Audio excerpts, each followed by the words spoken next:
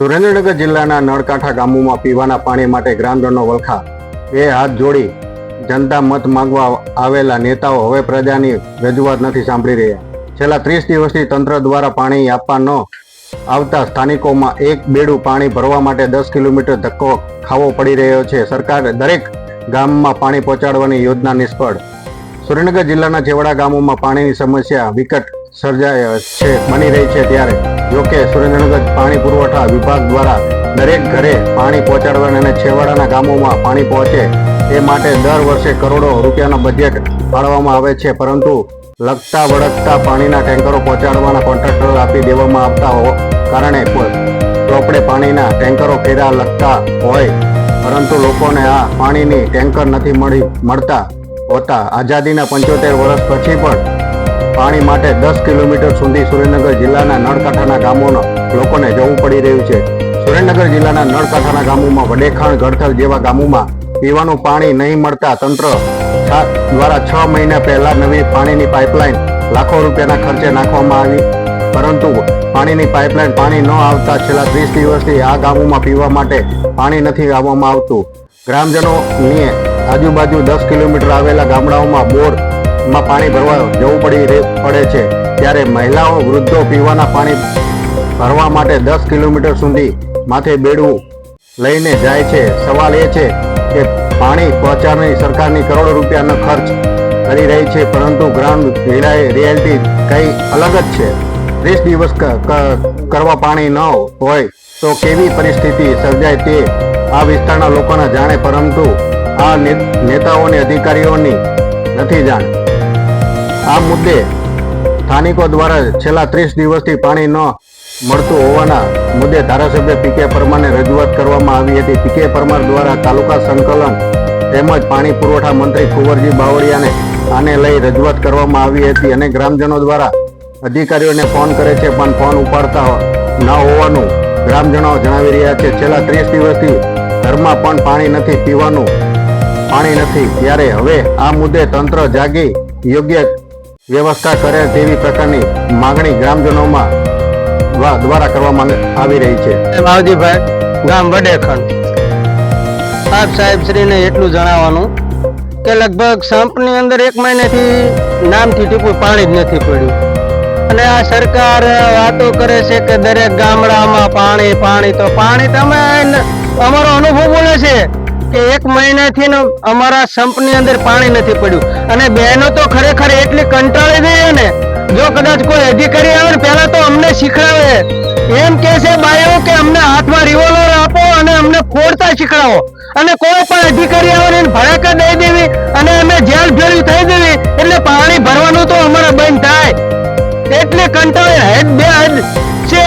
હવે આનો કોઈ ઉકેલ આવે એવું લાગે છે? આવા જો ધારાસભ્ય પી.કે. પરમાર આવે ને બણગા ઠોકીને જતા રહે, કાંઈ એ માયલું છે ને. અમે કે 3 વાગે ટેન્કર આવે છે, ક્યારે ટેન્કર આવે છે? તરસ્યા મરી જાય. ખાવાનું કદાચ દિવસમાં 3 ટંકના બદલે 1 ટંક હોય ને તો ચાલશે, પણ પાણી વિના 1 કલાક નહીં ચાલે. તો સરકાર શું આંખું મીચીને ભૂજ જાય છે? જાગૃત થાય. ગામની આમ જનતા આમનામ તરસી મરી જાય. નામ સવીબેન, વડેખાણ. હું વડેખાણ ની છું. પાણીની બહુ તકલીફ છે. પીવા સારું કોઈ પાણી નથી. આજે 10 કિલોમીટર છે પાણી દોડ્યું છે. માથે લઈ તો પાણી નું ભરો ને તાત્કાલિક પાણી જોઈએ મારે વડેખાણ ની અંદર. મારી માગણી પાણી ની. કલ્લામાં હારું નથી, કલ્લામાં નાવા ભોગ નથી. કેટલા દિવસથી પાણી પાણી ચેતું ને મહિના 3 મહિના જેવું છું. આના કરતા બધા અધિકારીઓ કીધું કોઈ હાંભ્યું નથી, અને તમે હાંભો ને.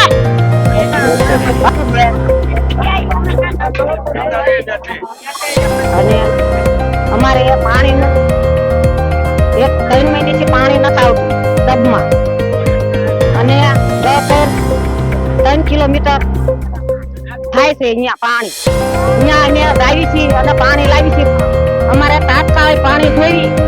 પાણી પીવાનું તલાવમાં પીવા લાગ છે નહીં, તો અમારે શું પીવું? તો અમારે તાત્કાલિક પાણી જોઈએ.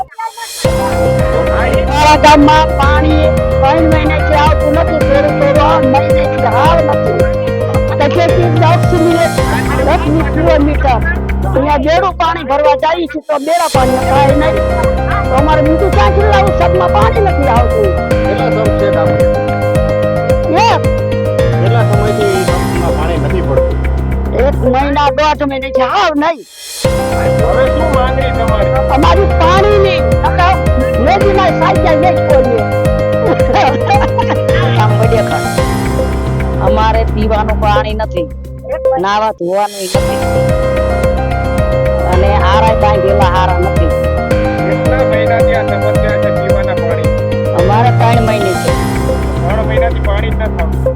આવે ઓછું પૂરું ન પડે ગામનું અત્યારે ક્યાં પાણી ભરવા જાવ? અત્યારે નાની કઠેથી કેટલા કિલોમીટર?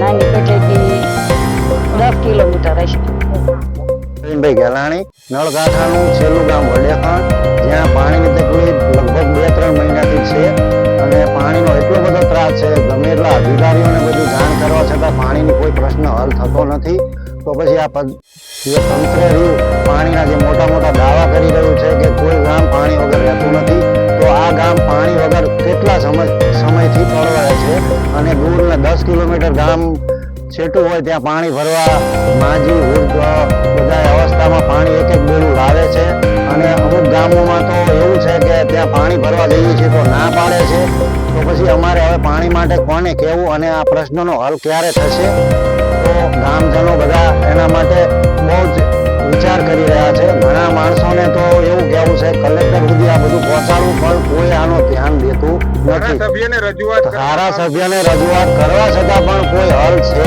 નહીં આજથી 3 વર્ષ પહેલા 5 વર્ષ પહેલા ત્યાં પાણીનો પ્રશ્ન સિંચાઈનો હતો પીવાનો હતો પણ પીવાના પાણીનો પ્રશ્ન હલ ન થતો હોય તો સિંચાઈના પાણીનો પ્રશ્ન હલ કેવી રીતે થશે જ્યાં નાવાનું પાણી સારું નથી જ્યાં વડેખણ ગામમાં લગભગ 25 થી 30 ખાટલા તો દર્દીના પડ્યા છે જે આડું પાણી પી પીને માંદા પડ્યા છે તો આનો જવાબદાર કોણ છે બરોબર ધારાસભ્યને તમે 3 વાગે કોલ કર્યો તો પાણી આવી જશે ટેન્કરમાં એવો જવાબ આપ્યો મને પણ આનો કોઈ મને એવું નથી લાગતું પાણી આવે